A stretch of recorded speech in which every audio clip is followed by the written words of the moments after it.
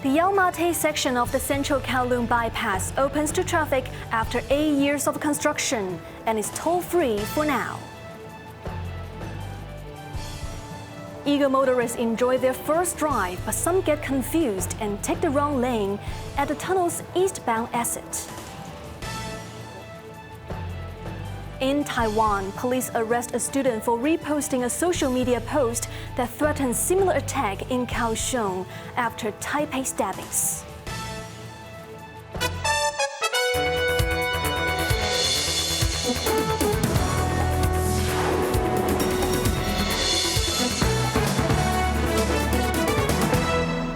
Good evening, you're watching Cable News. I'm Evan Bai. A new chapter for Hong Kong's traffic begins today with the opening of the Yau Ma Tei section of the Central Kowloon Bypass, slashing peak hour travel between West and East Kowloon from 30 minutes to just 5. Secretary for Transport and Logistics Mabel Chen hailed the project as both an engineering triumph and a testament to the city's resilience. Kunting Yang tells us more. The transport chief, joined by a group of government officials, was among the first to travel through the brand-new tunnel on an open-top bus, breaking through a finish line ribbon at the Yau Ma Tei exit to mark the route's official launch. Presiding over the opening ceremony, Chen hailed that the project's completion embodies the Hong Kong spirit.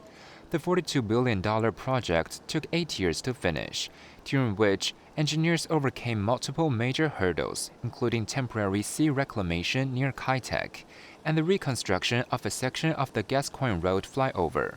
Chen said, despite challenges, including the pandemic, our construction never stopped, adding that the perseverance and ingenuity of the engineering team exemplified the city's spirit.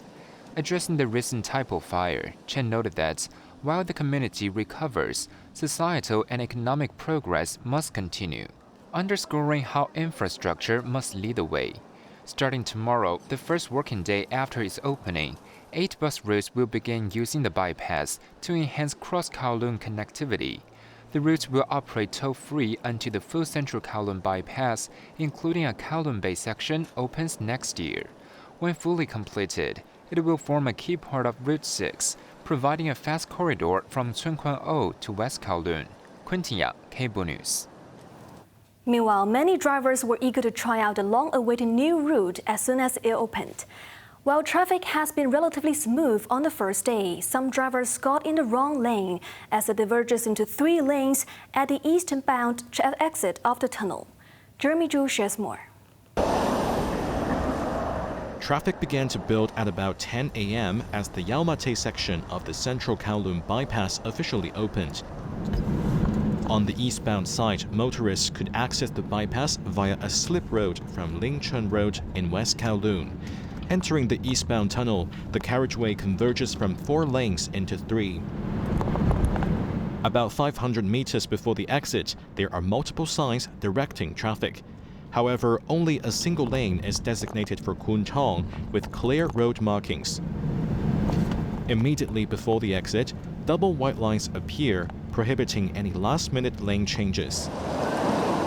Some drivers, realizing too late they were in the wrong lane, stopped in the chevron-marked area before illegally crossing the solid lines to correct their route.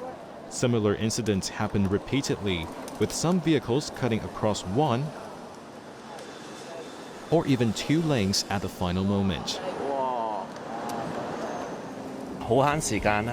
This driver reported that the journey was smooth and significantly quicker, saving travel time by some 10 minutes. Another noted that digital navigation systems had not yet been updated and failed to recognize the new route. Meanwhile, on the westbound side, the 3.9-kilometer tunnel begins near the Kai Tak Sports Park. It features a dual 3-lane separated carriageway design. Crucially, the fast lane is for Kwai Chung only. Once drivers enter this lane, they cannot switch back to routes for Tai Kok Tsui, Yau Ma Tei, or the Western Harbour Tunnel. Jeremy Zhu, Cable News. Financial Secretary Paul Chan said that smart, green and efficient transport infrastructure plays a pivotal role in improving quality of life and promoting social and economic development. while previewing that the transport strategy blueprint will soon be released.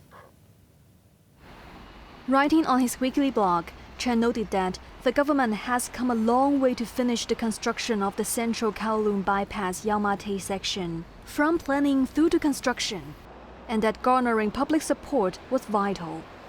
The finance chief said the government will follow the principle of bringing forward infrastructure construction and increasing development capacity, speeding up project implementation outlined in Hong Kong Major Transport Infrastructure Development Blueprint, including railway and major road networks. He noted that Hong Kong was crowned the world's best public transport city by a British magazine this year.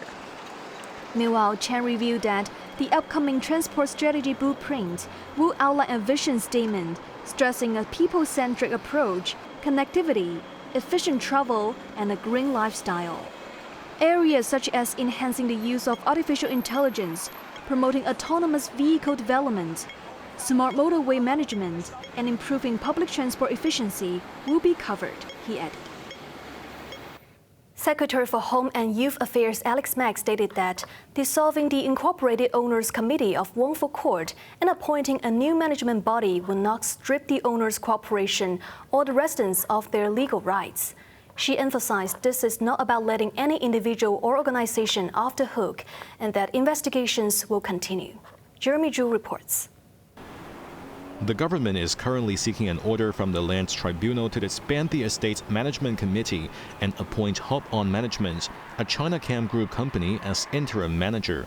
A preliminary hearing is expected in early January. Once appointed, the new manager will engage professionals to handle contracts and insurance claims related to the fire. Major decisions will still require approval from a general meeting of owners. Taking to the airwaves, Mack emphasized that under the Building Management Ordinance, the appointment of a manager does not strip the owner's corporation of its statutory powers, which remain protected by law. She added that Hop On, which has 4 decades of experience, will issue regular reports, operate a dedicated hotline, and hold briefings to keep residents informed. The secretary also stressed that the management takeover does not affect the ongoing government investigation, which will proceed to ensure accountability. In parallel, affected households will receive an annual rental subsidy of $150,000 for 2 years through the Wang Fuk Court Support Fund. Mack clarified that the subsidy is not limited to rental costs alone. Any unused portion may be applied toward other living expenses. Jeremy Zhu, Cable News. In Taiwan, Kaohsiung police arrested a college student who reposted a copycat threat on social media following the deadly knife attack in Taipei that left 4 people dead, including the attacker. The threat was posted hours after Friday evening's attack at Taipei Main Station and the nearby Zhongshan MRT station. The suspect, Zhang Wen, wearing a gas mask, detonated smoke grenades and randomly attacked people with a knife before jumping to his death from a multi-story building. The poster claimed to be Zhang Wen's brother and threatened that Kaohsiung Station would be the next target. Kaohsiung police have enhanced security measures, while the original poster remains at large. The arrested male student denied making threats and said he did not know Zhang, claiming he reposted the message to remind the public. He was released on bail pending trial. In Taipei, nearly 700 additional officers, roughly double the usual deployment, have been assigned to maintain security at the annual Taipei Marathon. Taipei Mayor Zhang Wan-an said security will be heavily increased for New Year's Eve celebrations, with consideration being given to adding screening equipment at venues such as the Taipei Arena. At least 9 people were killed and 10 others wounded in a shooting at a tavern outside the South African city of Johannesburg during Sunday's small hours. Officers were searching for about a dozen suspects in the shooting, the force said, the motive for which was unclear. The attack took place at 1 a.m. at the venue in Bekkersdal, a township to the southwest of Johannesburg. About 12 unknown suspects in 2 cars opened fire at patrons and continued to shoot randomly as they fled the scene. The attack is the latest in a string of mass shootings in South Africa. 2 weeks ago, 3 gunmen stormed a hostel near the capital city of Pretoria, killing 11 people, including a 3-year-old child. The U.S. and Middle East mediators are scrambling to advance the fragile ceasefire plan in Gaza amid continued deadly violence. While just miles away on the occupied West Bank, Christmas lights have returned for the first time in 2 years. Quentin Yang has the story. Senior officials from the U.S., Qatar, Egypt, and Turkey concluded talks in Miami on Saturday, urging all parties to the Gaza ceasefire to exercise restraint and commit to a U.S. peace plan. The meeting aimed to review the first phase of the agreement reached in October and transition to a second phase involving an interim Palestinian Authority and an international stabilization force, according to a joint statement. However, Turkey Foreign Minister warned that ongoing Israeli violations are making the process incredibly more difficult and endangering the entire plan. Since the October truce began, Israeli attacks have killed approximately 400 Palestinians in Gaza, including 5 people at a school-turned-shelter on Friday.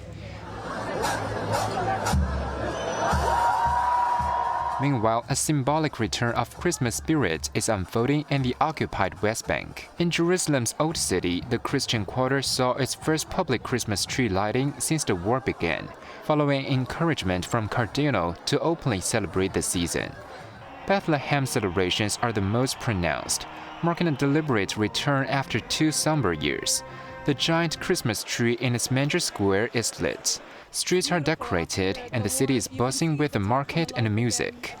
However, in Ramallah, celebrations are intentionally muted as killing of Palestinians continues.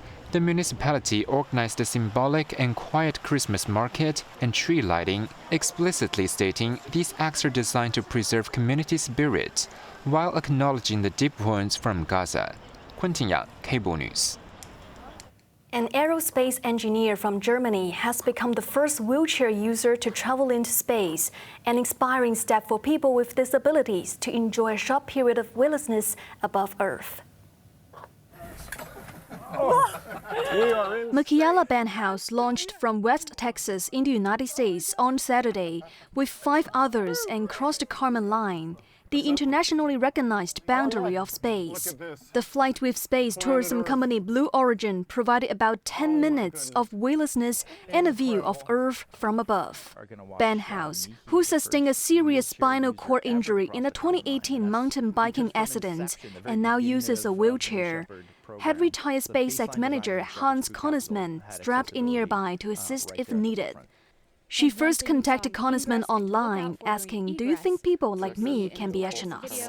When Konisman mentioned the opportunity to fly with Blue Origin last year, she signed up immediately.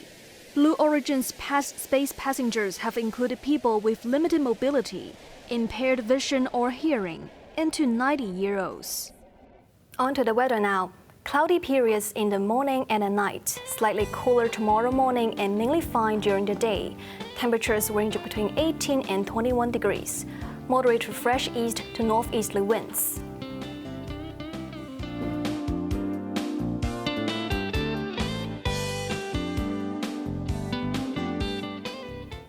That's our news tonight. I'm Evan Bai. Thank you for watching and good night.